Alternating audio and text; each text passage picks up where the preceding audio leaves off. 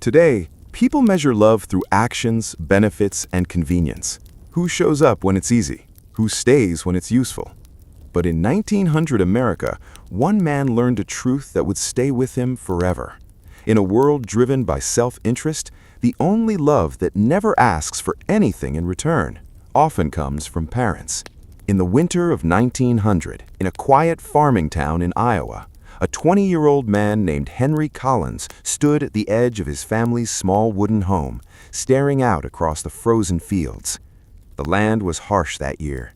Crops had failed the previous season, money was scarce, and survival had become a daily struggle. Henry had grown up in that house, raised by parents who had given him everything they could, though everything was never much in material terms. His father worked long hours in the fields, his hands rough and worn from years of labor.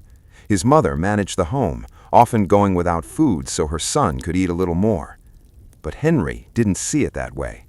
To him, life felt unfair.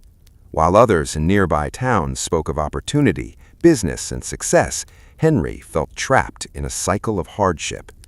He watched people leave for the city, chasing better lives, and he wanted the same. "I can't stay here," he said one evening, his voice filled with frustration. "There's nothing for me." His father remained silent for a moment before replying, "There's always something if you're willing to build it." But Henry shook his head. "I don't want to struggle like this forever." His mother said nothing. She simply looked at him, her eyes carrying a quiet understanding. A week later, before sunrise, Henry packed a small bag and left home. His parents didn't stop him. They didn't argue. They didn't try to hold him back.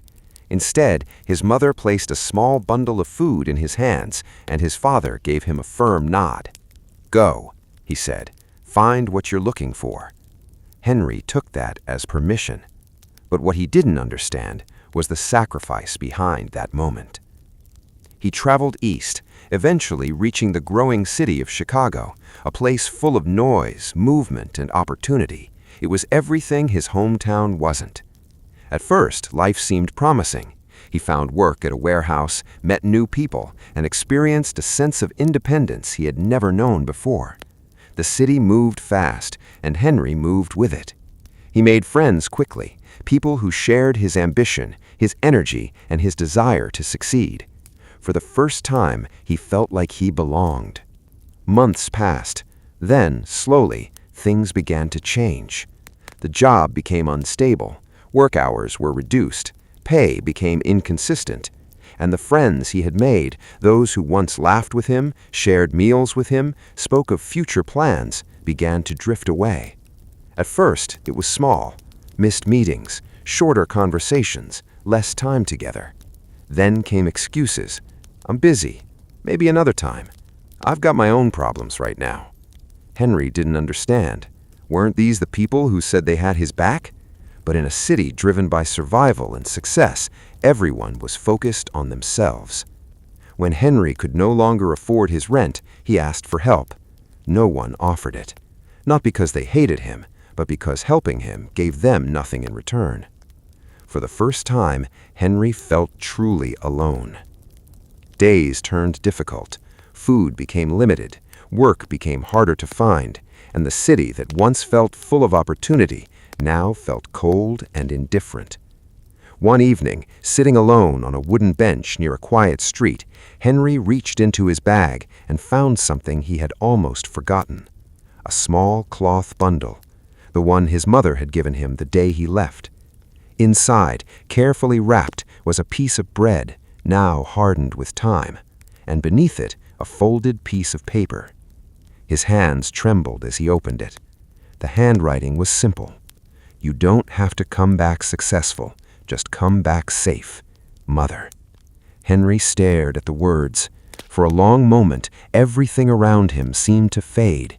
All the noise, all the pressure, all the expectations, gone. And in their place, one realization stood clear. The world valued him based on what he had, but his parents had valued him even when he had nothing. Tears filled his eyes, not because he had failed, but because he had finally understood. Weeks later, with what little he had left, Henry made the journey back home. The same house, the same fields, the same quiet life he had once rejected. As he approached the door, he hesitated. Would they be disappointed? Would they say, "We told you so?" He knocked softly. The door opened. His mother stood there.